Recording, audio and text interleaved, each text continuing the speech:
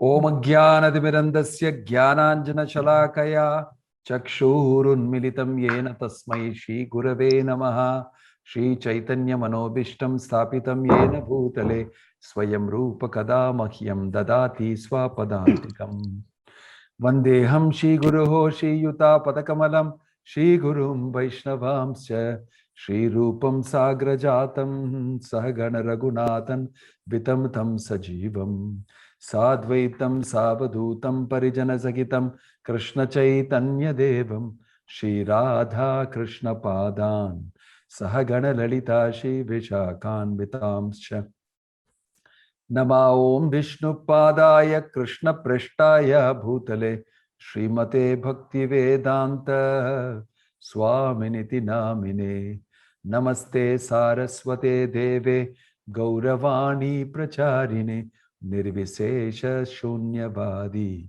Paschatya Deshatarine Jaya Sri Krishna Chaitanya Prabhu Nityananda Shri Advaita Gadadhara Shivasadi Gaura Bhakta Vrinda Hare Krishna Krishna Krishna Hare Hare Hare Rama Rama Rama Hare Hare Hare Krishna, welcome to everybody. I hope all of you are doing great. By Krishna's mercy and by the wisdom that you're getting from the Bhagavad Gita and putting into practice. I stopped last time by telling you how Krishna has actually tried to influence Arjuna by showing him the great material fruits that he will gain by doing his duty as a soldier. And then he said, if you don't do, you'll incur sinful reactions. If you don't go, people will talk bad things about you. You'll lose your reputation and all that. And this way he boosted him. Sakama karma, fruits that you will get, that should inspire you, motivate you, and be an impetus for you to perform. That way also you can perform.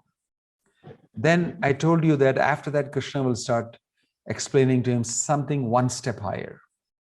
If you look into the sequence of events, Krishna started by Sankhya philosophy. Here is that shloka. Eshate abhihita sankhye buddhir yoge tu imam shrinu buddhya yuktayaya partha karma bandham prahasyasi. Right? What is he trying to say here? Let's read this. Okay? Yeah, can you read that? Go ahead. Who can read that? Who likes to read that? Sometimes ask for volunteers. Hare Krishna Maharaj. Yeah, go ahead. Thus far, I have described this knowledge to you through analytical study. Now listen as I explain it in terms of working without fruitive results. O son of Pritha, when you act in such knowledge, you can free yourself from the bondage of works. Hare Krishna. Thank you. Thank you, Maharaj. So this is something very important he's telling here. And there's a flow in what Krishna has mentioned. He first gave Sankhya Yoga. Sankhya, the word Sankhya means to count. And the word Sankhya philosophy means analytical study, analyzing. So did Krishna not take you through the analysis of spirit and matter, body and soul? And he explained all these aspects of the soul. That soul is not wet by water, it's not burnt by fire, it's not withered by the wind. And then he explained about the body. The body has got a destination. The body has got a end. It finishes off and then it's got a beginning, but the soul is not like that. This way analyzed and showed you the difference between spirit and matter and the difference between the soul and the body. So this is called analysis. And this is in technical terms in philosophy, in Vedic philosophy, it's called Sankhya. And Prabhupada in the purport, if you have read it, he warns you, don't think this Sankhya that Krishna is speaking about is the same so-called bogus philosophy of Sankhya spread by an atheistic philosopher also who is called Kapila. It's not. And he warns you, don't think it is like that. Because some people are giving Bhagavad Gita commentary saying that it is that atheistic stuff. Why will Krishna speak anything atheistic? Why will he have any business to do with some atheistic philosopher to be quoted, to quote him inside here? Krishna is speaking Sankhya with a purpose of giving him the ultimate end, and that will be revealed. So analysis is one step, material analysis of the situation and the world around you, and then trying to understand the truth. This is the type of process that materialist scientists in the outside world do. They examine things, they find out what it has got, they conduct an experiment, they do. That's a weak way of doing Sankhya. It's not even fully Sankhya, but to some extent, something like that. So Krishna is saying, thus far I have described this knowledge to you through analytical study, through Sankhya. Now listen, I will take another route and explain to you in terms of working without fruitive results, which is what he means by saying, Buddhi yogo tu imam shinu, buddhaya yukto yaya partha karma bandham prahasyasi. Buddhi yoga here means working without fruitive results, which means nishkama karma. I have no desire to enjoy the fruit, but I do it anyway. Kama, sakama, and nishkama. With desire for the fruit, I work. The nishkama is without desire for the fruit, I work.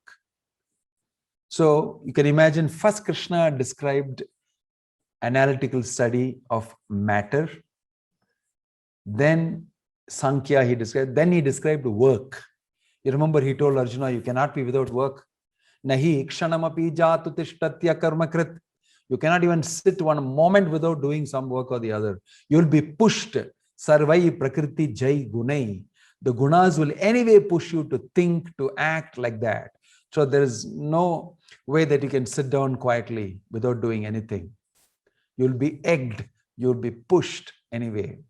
Then he explained, work, better you do work at least for your body, you have to maintain your body, basic things. So he explained matter, some knowledge about this. Then he explained work. Then he says work for material result. Now he's telling, I'll give you knowledge. And if you work with that knowledge and with detachment, then you'll get it. Something very good you'll get. What is that? You'll get a result. Karma bandham prahasyasi. When you act in such type of situation with the knowledge that I'm giving you, you can free yourself from the bondage of works, which means there'll be no karma, which means you'll have no sin. Because you were arguing to me before, saying that if I kill these people on the battlefield, I'll incur sin. I argued back with you, saying if you don't do your duty as a kshatriya, as a soldier, you're going to incur sin. Now, since you're worried about sin, I'll tell you another way to bypass sin, even though you may fight, which you have not thought of, which you don't know. You were thinking in order to avoid sin, better I don't fight at all. But I'm going to tell you how to fight and still not be in the sin platform. How is that? You should do with detachment. That is the secret Krishna is going to reveal. Right? So now two things you learned. One is Sankhya Yoga, which has already happened till now, which is called, you can say, Gyan, knowledge. And this Buddhi Yoga, which is Krishna is going to teach him now, that is Nishkama Karma Yoga, that is work without result, which is like a combination of several things together. That is working in knowledge and detachment. That's what Krishna captions as Buddhi Yoga. That means you use your intelligence, apply that knowledge and work in such a way and don't get stuck to the fruit. Then you navigate yourself very beautifully to the ultimate goal. But what's the important thing there? Detachment. I don't want to stick around. It's messy. If you get attached, it becomes messy. And there is karma, and there is feelings, emotions, this. So learn to do without attachment. In fact, that is synonymous with Bhakti Yoga. That is the same as devotional service or Krishna consciousness, which Prabhupada has captioned in modern terminology so that people understand. Krishna consciousness. That is the same technically in Bhagavad Gita meant to be Bhakti Yoga. And in this particular place, because Krishna is summarizing Bhagavad Gita, he is using the terminology Buddhi Yoga. Don't worry about it. You're going to face different types of yogas coming up. Yoga basically means moving out of matter and becoming connected to spirit. Yoga comes from the Sanskrit word yuj. Yuj means to yoke up, right? Like you see a bullock cart, it's got a yoke, and the bullock is separate from the rest of the cart and the cart driver and the bullock cart, right? It can actually go away from the bullock cart, but you yoke it to the bullock and then the cart moves. So that yoking is joining. So you can remember, yuj means clinging on. From matter and material system, clinging on to the absolute. That is called yoga. Very simply, I'm explaining to you. So through buddhi, you can do that. Through bhakti, you can do that. Through sankhya, you can do that. So Krishna is explaining. Generally, I'm speaking. Don't get confused too much now, because as you move ahead to third, fourth chapter and all that, you'll get a better idea.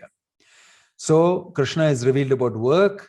Now he is going to speak about knowledge in detachment. So basically, from now onwards, Nishkama Karma Yoga and its various aspects is described by Krishna. I've given you bullet points here of it. So he's telling Arjuna, why don't you dutifully fight with equanimity? Even a little thing you do with this type of an attitude, with detachment and with knowledge and with intelligence, it will give you great results. You'll be amazed. It is important to fix your intelligence and do it in a focused way, what I'm telling you, rather than, like you were talking just now in the first chapter, this will happen, Srishu, Dushtashu, Varshnaya, Jayate, Varnashankara, the women will get spoiled, oh, I'll get sinful reaction, I'm feeling so much for them. So many things, this many branched thing, this thing will not work good for you. You should focus on the main thing, strategize and hit and be successful. So he speaks about fixed intelligence. Then he gets, don't get derailed by doing ritualistically the work and explaining some material benefit like it's mentioned in the Vedas, and some foolish fellows without understanding the real purpose do it, Don't get derailed by those type of fellows.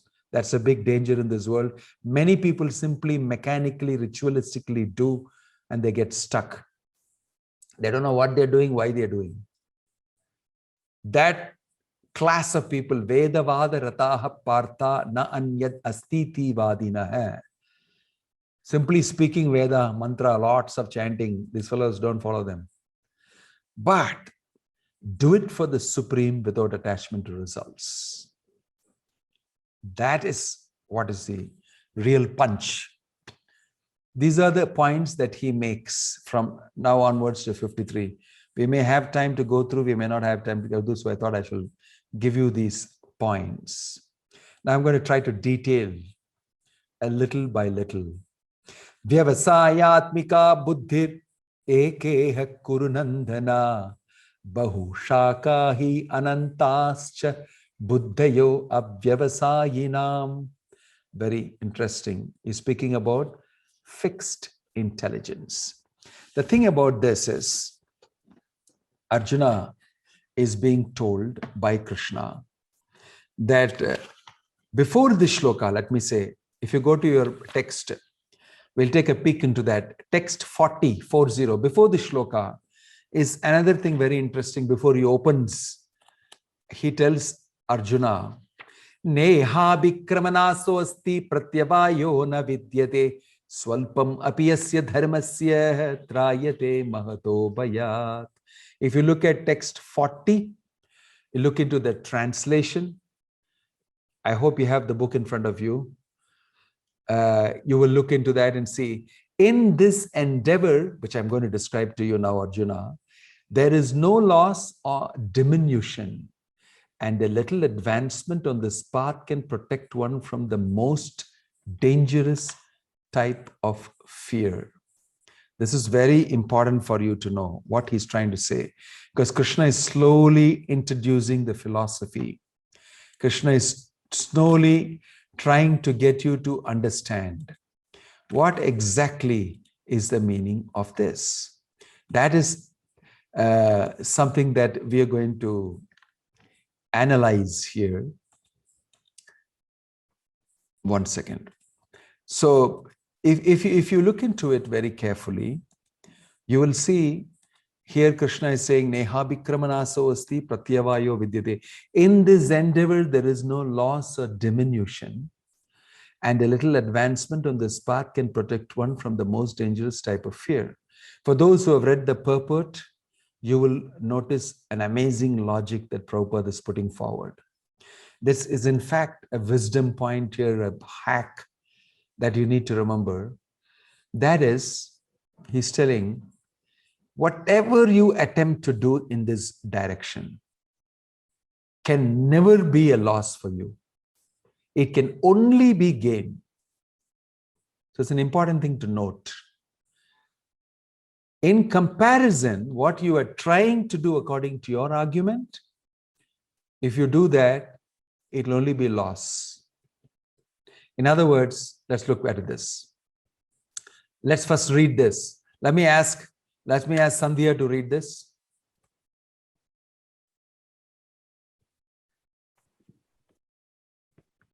Namaste, Guruji. Yeah, can you see that, Sandhya? Yes, I can see. Yeah, please. Yeah. Those who are on this path are resolute in purpose and their aim is one. O beloved child of the Kurus, the intelligence of those who are irresolute is many-branched. No, I'm asking you to read the 40 shloka that is there with you. The shloka itself? No, not on the screen. I was asking you to read it from the text. The shloka or the No, the translation. Okay. In this endeavor, there is no loss or diminution, and a little advancement on this path can protect one from the most dangerous type of fear. Yeah, let's analyze that. You see, there are two types of activities, swadharmas, you understood. One is your material life that you have to look after. Other thing is your spiritual life. And I told you it's like two tracks on a railway line. Both are required, but one is dependent on the other. One is temporary and the other one is permanent. So he's trying to tell here to you now, whatever you invest in the permanent will always be with you. It is such a bank that in your next life, you can again open the account and you can draw from it. The spiritual aspect of it that you do, devotional service that you do, Krishna consciousness activity that you do, Nishkama Karma Yoga that you do, that benefit will remain with you forever because it is a soul's benefit. You know spirit and you know matter.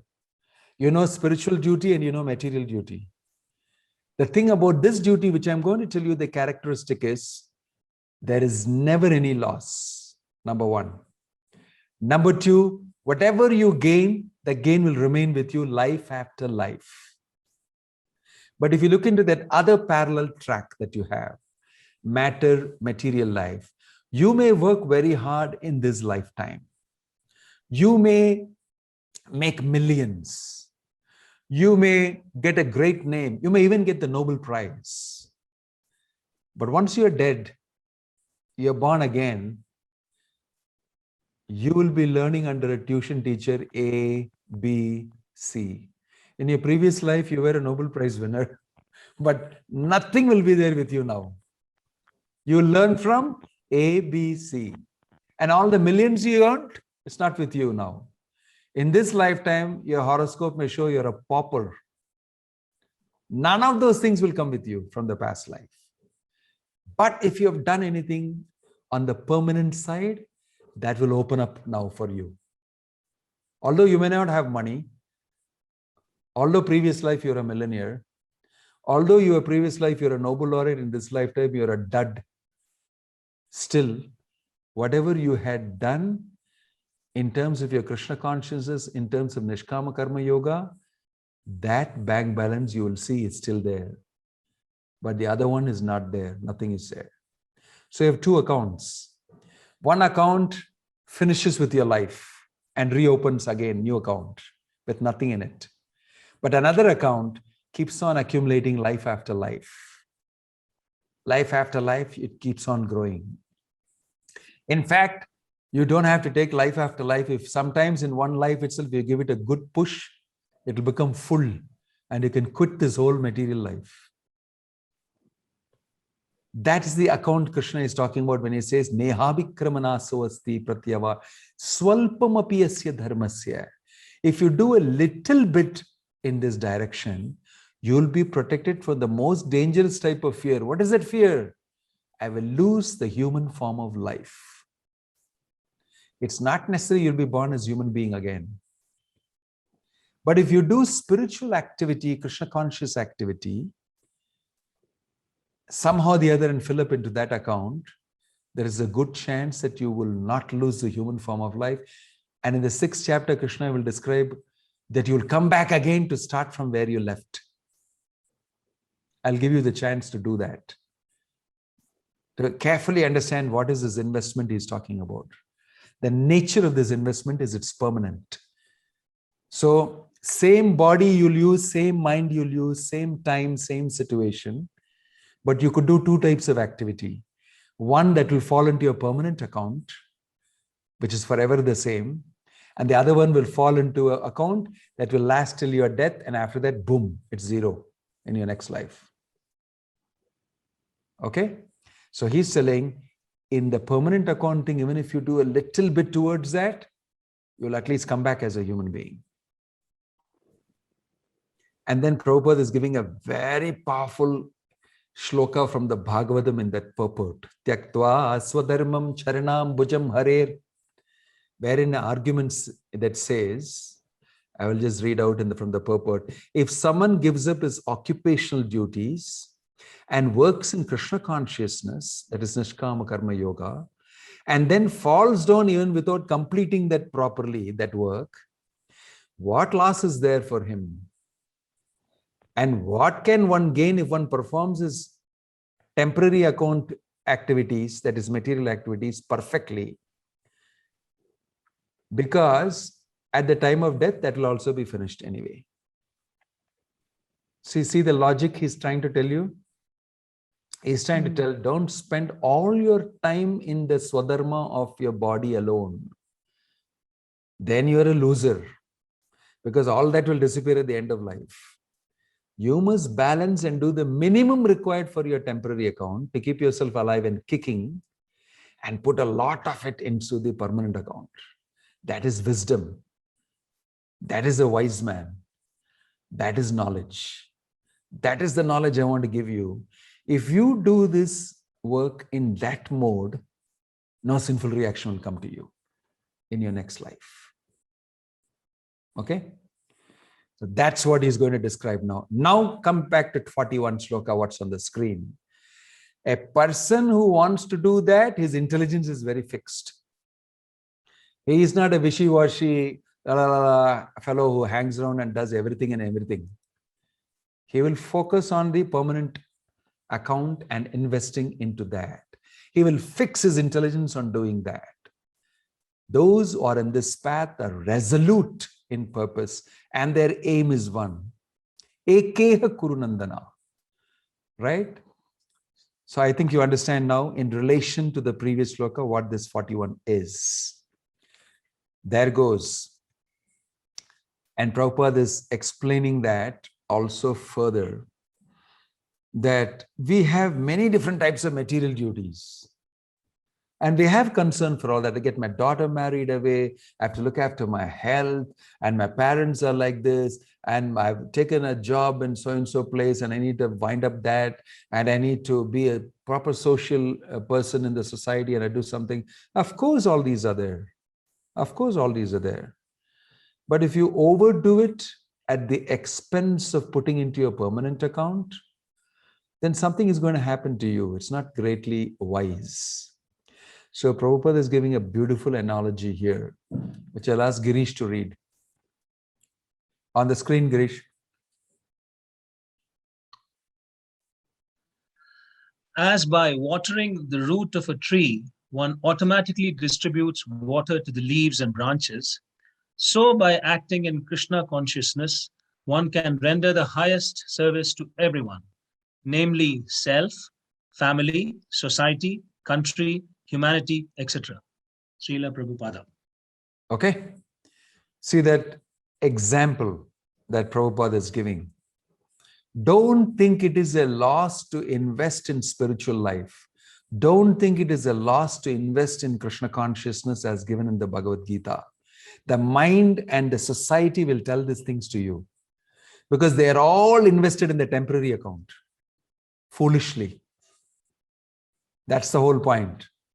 First important point, life hack is they'll say, put your money where the mouth is, as you know, right? So intelligent person, vyavasayatmika buddhi, guy who has got focused intelligence, he will understand what I'm saying, Arjuna, and he will do that in that way. So get this clear. We'll revisit it again. Then another thing he comes forward and says, if you go, don't see my screen, 42, he will criticize people who don't understand this. He says, yam imam pushpitam vacham pravadanti avipaschitah vedavad rataha partha na anyat astiti vadinah kamatmanah swargapara janma karma falapradam kriya vishesha bahulam bhogaishwarya gatam prati. Read that. Who wants to read that? I'm not able to see the names here. Why? Hare Krishna Maharaj. Yeah, go ahead.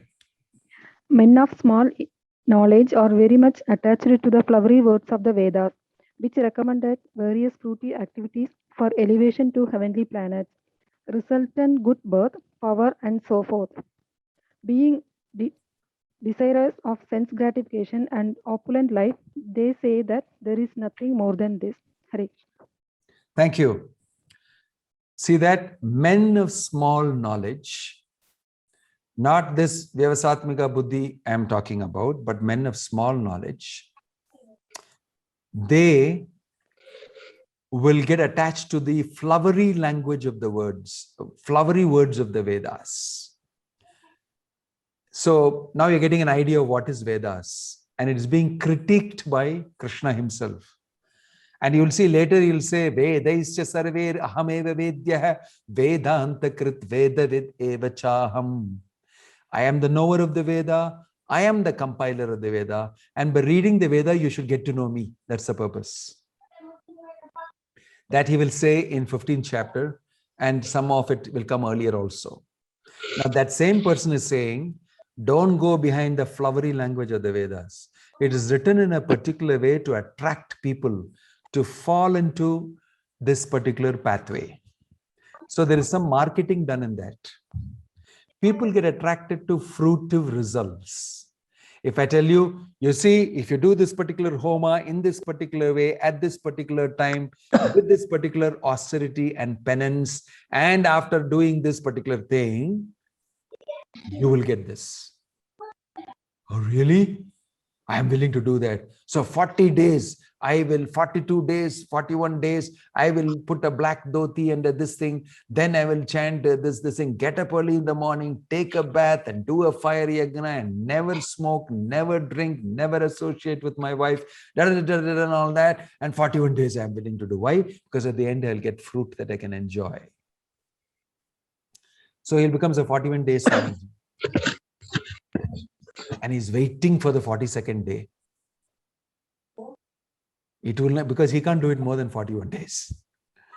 And if you go to Sabarimala, you will see that on the other side of the hill, boom, they go down immediately, and it's filled with bars and chicken and mutton and everything together there. They freak out there after 41 days. They go land up there, and that is the best portion of it. 41 days I stayed away from this. Now it looks like nectar to me. They'll indulge in it immediately. This is the meaning of Vedavada Rata Partha. You're using the Vedic literature's outside crust, which is marketing, which is meant for people to get stuck onto following the Vedic literature's real core meaning. For that, this is a marketing, this thing. They'll say, if you buy this, you will get this. Like that. So, Krishna is saying, don't fall for that. I want you, because I'm going to give you confidential information, I want you to make sure that you don't fall for that, right? People will do fruitive activities for elevation to heavenly planets. They'll quickly enjoy, like Sabarimala thing, and they'll enjoy there. And when their job is over, when their money is over, when their punya is over, they'll come back again and again do this and again go up and do this and come like that. So that is not the goal of life. That is simply karma. Karma kanda portion of the Vedas.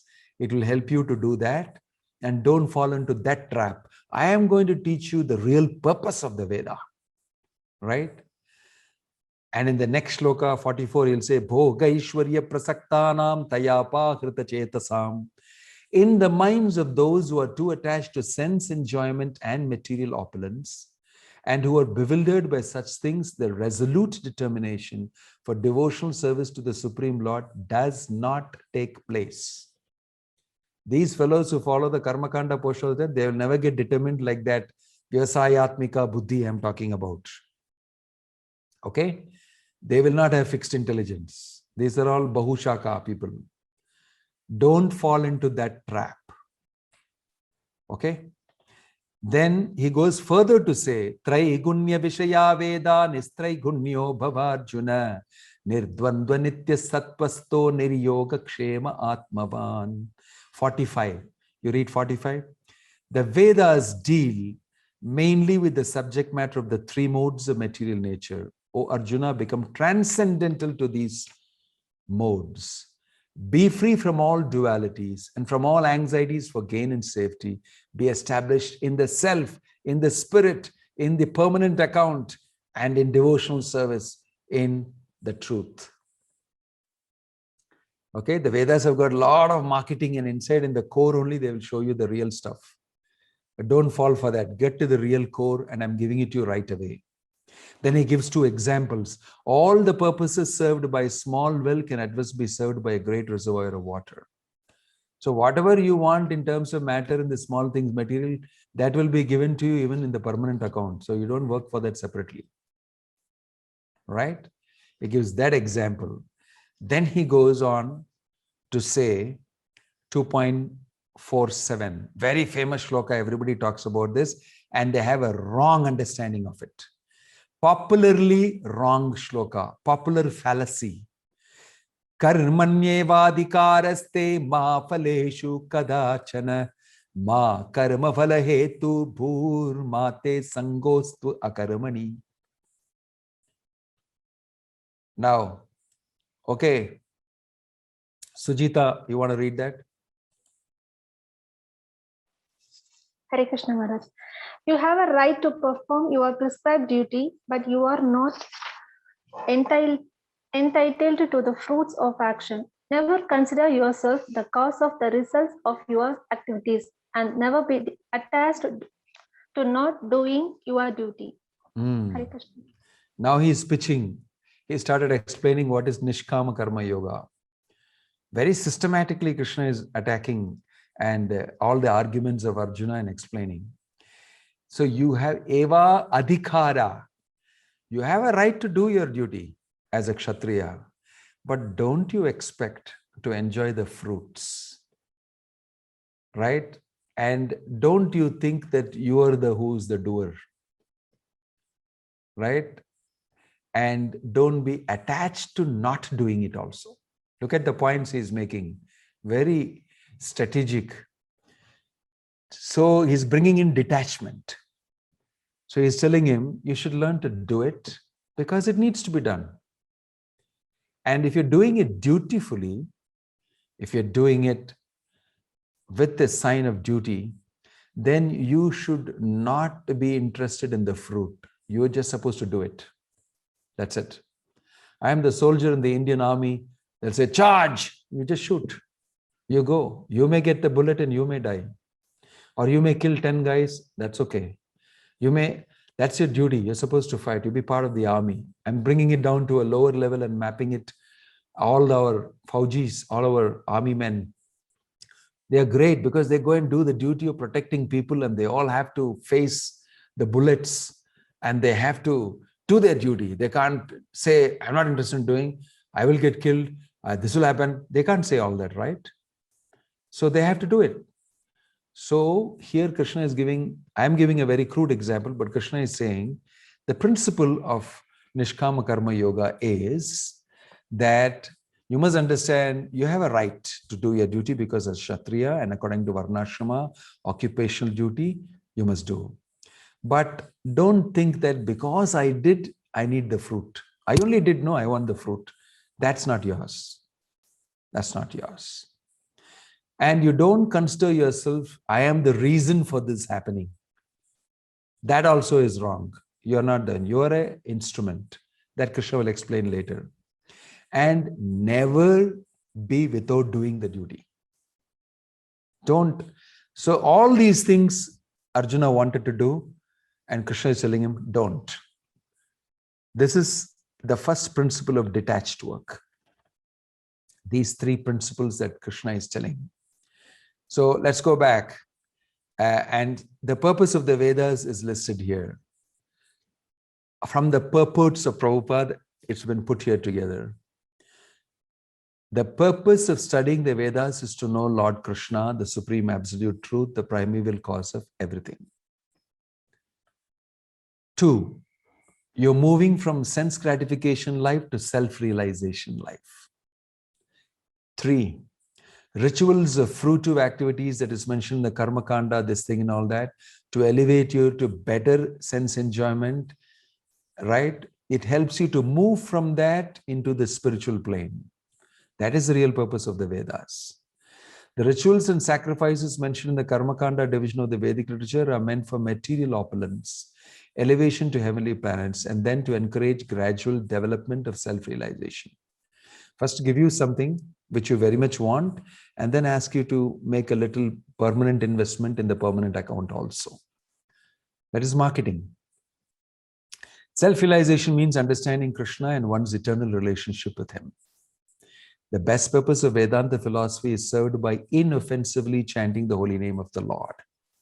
That Prabhupada is saying in the purport. This is just for you to know a little bit. So, if you study a little more, the nature of work is slowly being elaborated by Krishna. Why you should fight in spite of the arguments you've given me, what great benefit you will get. So in Shloka 48 and all that, he advises him to be equipoised, abandon all attachment to success and failure, because then only you can be a yogi. And in 49, he tells him, Kripana phala hetava, don't be a miser. You got this beautiful human form of life and you want to simply use it only for getting some fruit which you'll enjoy only within this life. You use this human form of life for getting permanent investment. Make permanent investment. That's what it is meant for. Don't be so short-sighted and waste. That means you don't utilize to the full capacity what you have and you use very small portion of it. The real purpose of human life is to utilize full scale to do detached Nishkama Karma Yoga and achieve the ultimate goal of life. Right? So in this way, Krishna analyzes with Arjuna and explains to him the nature of work. The rest of it, you can actually read and understand some more information. These are details that Krishna gives. More information on this things that we touched upon. Right up to Shloka 53, you may do the reading as a homework. So what did we cover? If we get to understand what we covered, we started from we started from Sakama Karma Yoga and Nishkama Karma Yoga. Then we understood that Krishna is explaining, I have till now explained to you Sankhya analysis. Now I'm going to explain to you knowledge that you can work with detachment and get the best. And that is actually Buddhi Yoga, Bhakti Yoga, all synonymous, same thing.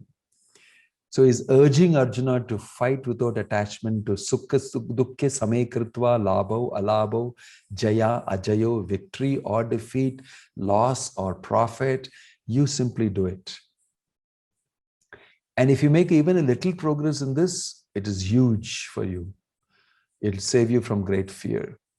Then fix your intelligence on this. Don't be jumping around here and there's doing the bit of this and bit of that and everything. Better to make the permanent investment in the permanent account. You have great gains in that.